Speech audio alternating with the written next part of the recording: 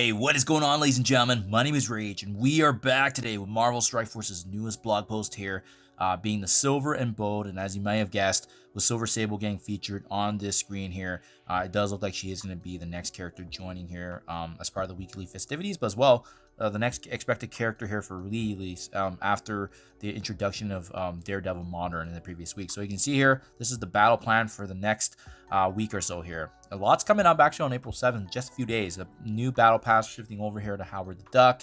We have the Mutants versus Zombies event as well as Crimson Storm. We also have the return of Sword Battle Lab, which is actually the equivalent of the Sword Satellite that we've had in past renditions. April 10th being the introduction here of Silver Sable becoming available, which means there's going to be Red Star being available for her, in addition to the Power Core offers and pay to play offers as well. So remember, she's gonna be the second character. I mean, once she actually gets added in, that means we can start kind of experimenting in terms of maybe using a 4-piece for the skill section in the raids, especially given that this is one of the harder sections right now in the new chaotic storm raid. So definitely let me know if you guys are trying that out. To be honest, I'm not really sure yet if we're gonna use power cores just yet. Right now we're still doing okay with the alliance, but we'll see in the meantime. If push comes to shove, but you know, not everyone's investing in them, it doesn't really make sense to push it just yet, as well as we need the alliance collectively to be working together for that percentage boost and progression.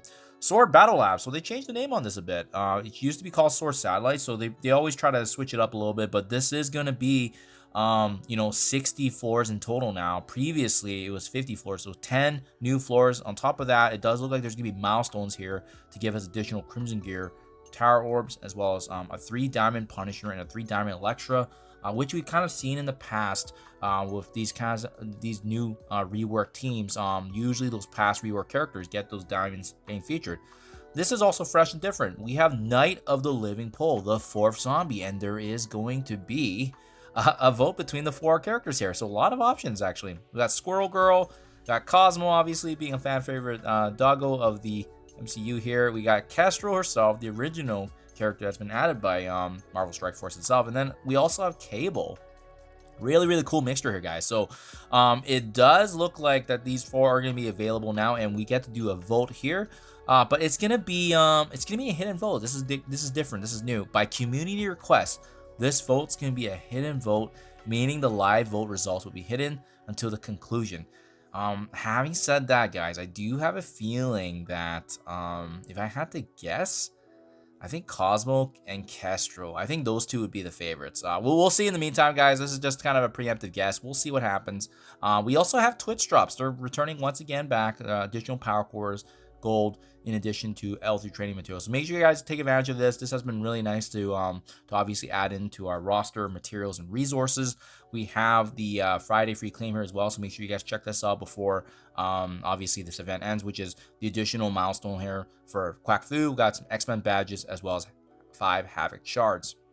Continuing on where we left off here with the X-Men in Space event is going to be this Mutants versus Zombies, and it does look like it looks pretty consistent to actually what we saw in the data mines, which is it was going to be an Alliance War event in addition to earning these X-Coin payday orbs from the Sword Satellite event.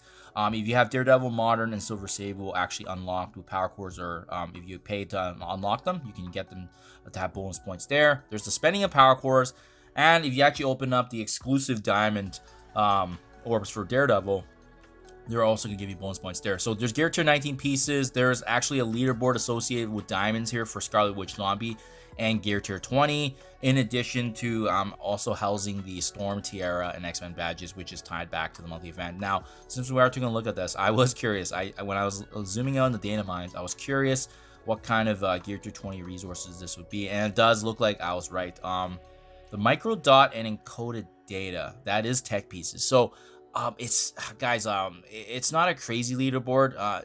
Typically I try to do well in these things, but because it's tech focused, our attention really isn't on the tech gear for the Age of X progression right now towards Professor X, because we have to start things off in the city section, which likely will need either a mixture of skill-based characters or Mystic. So tech could be a little bit later on, but it's definitely not an area I would focus for this. For that reason, this leaderboard is definitely less attractive for me. The good news, though, that if you guys caught my video from earlier this week, This gives us a break from campaign energy, so I'm going to continue hoarding my ISO 8, and I'm going to continue hoarding my my regular campaign energy. We also have this Command Cinder Starlight Vigil. Make sure you guys are spending that Vigilant Showcase energy, battling in raids, spending X coins, as well as battling in Cosmic Crucible with Elandra. That's going to give you some points there.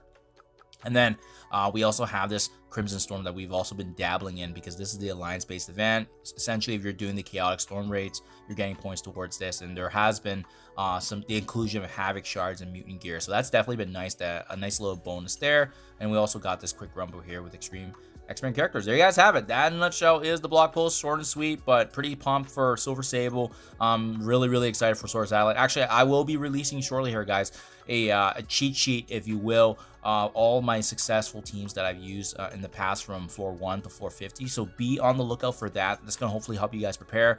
I'm also going to be making obviously new content and footage on the floor 51 to floor 60, as we try to complete all those every time these events do return and add those new floors in. So that's always been an exciting part of the game.